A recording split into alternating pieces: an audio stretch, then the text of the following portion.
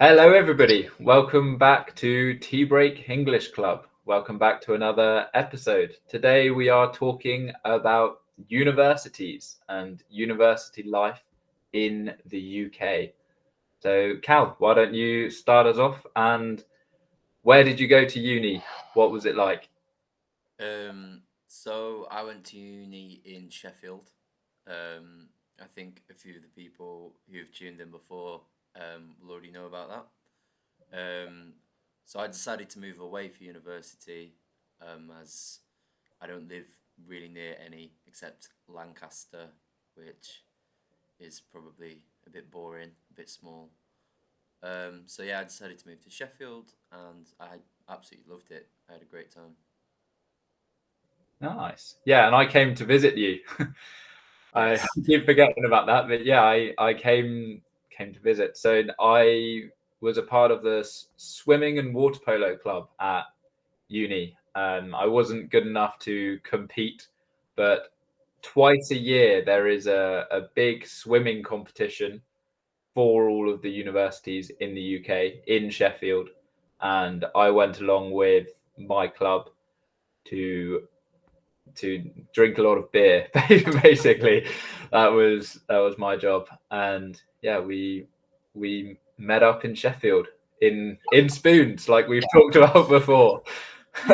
What was your official job? Didn't you say you were like a manager of something?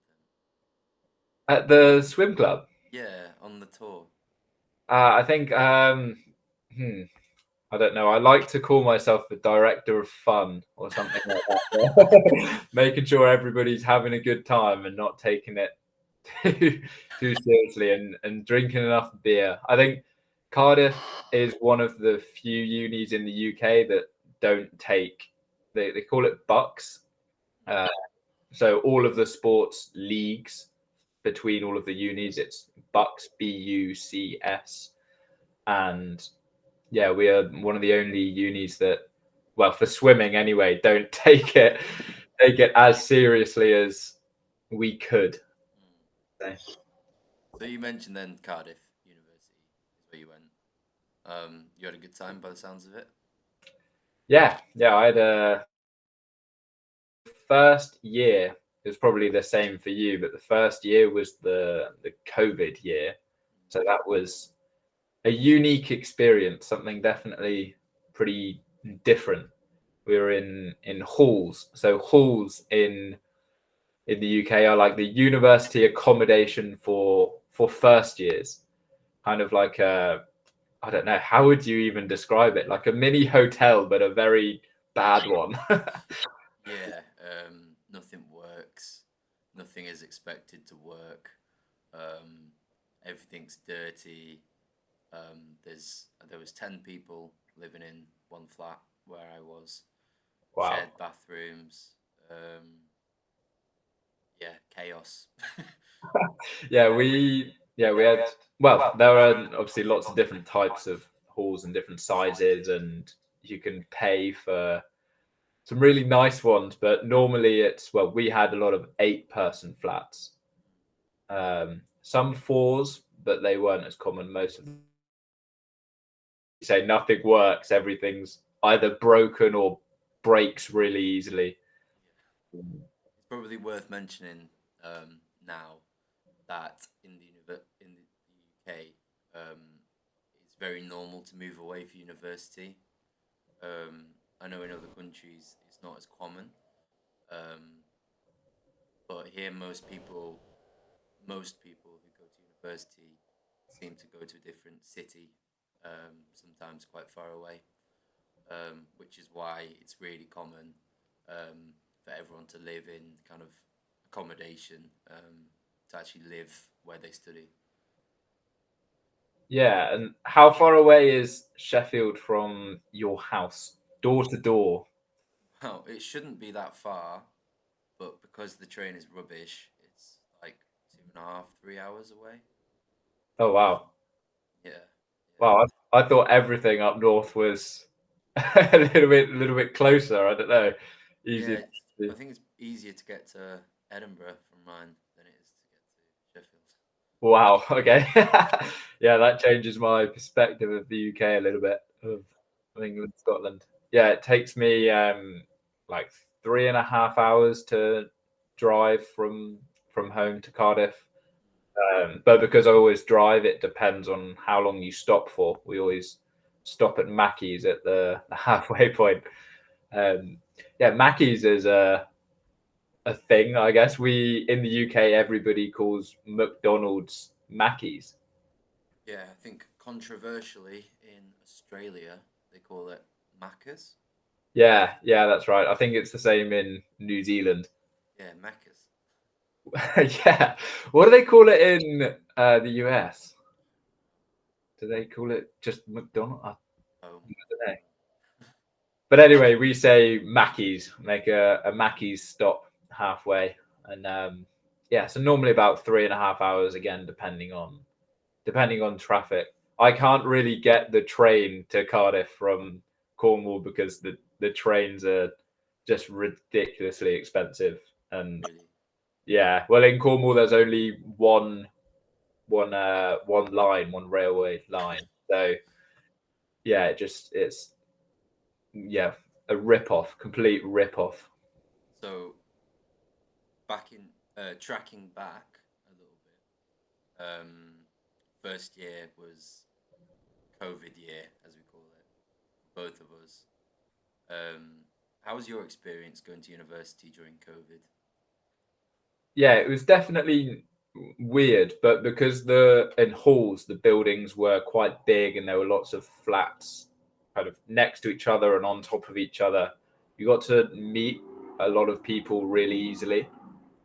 Um, I don't know about you. I know a lot of people in different halls in different places were a lot more isolated or lonely. But yeah, how did you find it? Yeah, pretty much the same. I was lucky to be in an accommodation in a hall that was slightly more secluded or hidden um, than the other halls. And those other halls were kind of big blocks, tower blocks, and they were quite closely policed by security. And you couldn't go outside or you couldn't have parties. But luckily, my halls of residence, um, it wasn't. It was kind of forgotten by the security. We could all mix. We all had regular parties. There was green space. There was like a grass lawn outside where we played football. Um, and yeah, we had a great time. I remember when COVID came about, we all, I think the 150 of us around that, all just accepted and agreed, okay, we're all gonna get COVID, but let's just be one big kind of block of flats, and we all had a great time. Nice. Yeah, I remember there was just a wave kind of a month into uni or 2 months into uni, and it kind of just went across the accommodation within the space of a few days. It was like, oh, this end of the accommodation is kind of all isolating. Everybody's got it, and then a few days later, building by building, Yeah. everybody had just got it and was isolating for how many was it? 7 days? Um, 7 days or 2 weeks, I can't remember. Oh, yeah, I can't remember that. Yeah, kind of having to keep to your bubble, they called it Yeah, during the pandemic. but I mean, there was obviously as well there was some controversies during COVID about students. Um, I remember lots of students wanted to go home during lockdown, which is when the government put in place lots of measures to try and contain spread of COVID. And in Manchester, there was a famous instance where they fenced in, they walled in the students in their own accommodation so they couldn't leave. Um, but it sounds like our experiences weren't too bad. Yeah, it sounds like we got lucky. Yeah, except education maybe didn't. I think it affected did everyone. Online lessons weren't too effective. Yeah, like I guess it happened with unis and schools just everywhere in the world that weren't exactly prepared, and teachers weren't used to giving classes online. And I guess it depends on the subject, but generally a lot of school lessons, uni lectures, lessons, seminars can be very difficult to teach online. And especially for us studying language, we haven't even mentioned what we what we studied. I think we did in an earlier episode, but we both studied languages, Spanish, Portuguese. And yeah, I think doing that online in kind of the trying to still follow the university structure, the way that they teach and what they want to do, it kind of didn't go very well. Yeah, I think it's. I think what was so difficult was there was no there was no point to break the ice. And breaking the ice is a idiom for um, having that first moment of conversation or interaction, and after that, things become easy to talk to. Um, and there was no moment or opportunity really to do that online. I remember like huge calls on Google Meets or Zoom with like 30 students, and everyone had their cameras off, and everyone was really shy and embarrassed. Um, and yeah, it was a nightmare, Yeah, I felt quite bad for the the teachers that were trying to get people to do stuff, and everybody would be cameras off, mics off. I think especially with languages, people are very shy at first anyway in front of other people. And if it's just a load of cameras off, a load of black screens, and you have to say something, then yeah, it's very, very nerve wracking. The nerve wracking is just causes a lot of nerves, basically. And yeah, did you have any in person teaching at all in first year, or was it all online? really. I can't remember in person. Maybe a couple of lessons. Um, but I remember in second year when some teaching resumed in person. I personally found it quite hard to get in a routine again, of going to these classes, because I'd become so used to kind of like hiding in my room, behind my computer. It suddenly became quite kind of daunting, or intimidating, to kind of walk into a lecture hall with 30 people. Um, but second year, I enjoyed probably much more than first year, because typically, um, that's when you get. So in first year, we mentioned you live in halls, or student accommodation, which are typically owned by the university, and they're kind of like apartment blocks. Um, Whereas in second year, typically most students move to privately rented accommodation, which are like houses, um, in student areas, we call them. So they're just regular parts of the city with lots of where lots of students live, with kind of takeaways and pubs and um, house parties everywhere. And there's a lot more freedom in that. And how was your experience of second year? Yeah, definitely a lot better than first year. I think we kind of realized what we were missing. So I Mm. guess we were lucky in first year. We were a lot luckier than other people were, and we didn't think it was that bad. And I guess kind of cool to have a unique experience that nobody else has had and probably won't have. But then we, yeah, you get to second year and you just actually have a real good time, and you realize what you were missing, which was quite annoying. I definitely met a lot more people that were kind of more similar to me. So obviously you don't really get a choice who you live with or live near. But after that, after COVID, and you can join clubs and societies and do sports and whatever, those people are going to have similar interests to you. So I kind of found a real good group of friends in second year. Nice. I just started to laugh then when you said unique experiences, because I just thought, did you ever sit down in a club? Like, do you remember with? Yeah.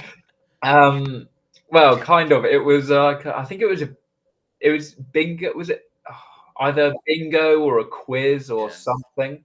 But it was in a club that was like in a new city as well that I'd never really been to. So kind of seeing all these clubs for the first time, but just sat on a big bench with my yeah, my mates. yeah. So with COVID restrictions, the two most famous ones for students were you had to um, you had to like reserve seats at a pub, um, and sit on a table and order online from the bar. You couldn't go to the bar, you had to sit at the table. Um, and with like, even if 10 of you arrived together, you had to sit on separate tables of like four or five each. And then that also extended to clubs. So when clubs reopened, which are, places for dancing, stood up and um, mixing, um, they reopened clubs with tables, and people would go and sit down next to each other, and you wouldn't even be able to hear anyone speak because the music would be so loud. It was so bad. It was so surreal. Yeah, so yeah, just bad is the best word for it. Sometimes the simplest words are the best. Yeah, I don't know. There were differences between England and Wales. I remember a time that England was kind of free, I guess, and Wales was in lockdown, and then it swapped over. Um, but yeah, ours was like six on a table at a pub, and for a flat of eight. That's very annoying. And at one point, we had someone leave, like go home or something. So there were seven of us, and we were going to like a six-person table, which is just a nightmare because then you have just three and four when you wanted to sit as a seven. Yeah, I also remember with that, it sounds bad, but when you have kind of eight friends or 10 friends, um, who are just maybe getting to know each other, um, but maybe net have not necessarily met naturally. Um, there's probably some you like more and some you like a little bit less. And I remember that routine, getting to the pub and thinking, oh God, I want to sit with those two. What if I end up on a table with these guys? And you could end up on the bad four or like the good four. Yeah, and it's I guess just a bit awkward just to be like, yeah, I want to sit with these guys. I don't want to sit with you. Yeah, yeah. There's definitely some moments like that. Yeah. How long have we been going for now? We've not even talked about, well, we've barely got into the list at all of our stuff we wanted to talk about. I guess we could do a part two, part three. Yeah, I'm not sure. We've covered, I mean, we've covered pubs, we've covered COVID. We're about reaching third year, which was our year abroad. Um, so we could leave that for part two. Yeah, I reckon so. And then part three can be just uni culture and Yeah, I guess reflections. how that differs. Yeah, so I guess we'll leave you all on a cliffhanger, and you'll be waiting patiently, eagerly for the story of how me and Finn met on our year abroad finally. Yeah, we can probably go into quite a bit of detail with that. And hopefully next time we'll have microphones as well. So I won't be quieter than Cal and our voices won't be so echoey and muffled. Yeah, so a nice cliffhanger for you. Have you all on the edges of your seats. Ooh. All right. See you later, everybody. Brilliant. All right. Bye, everyone.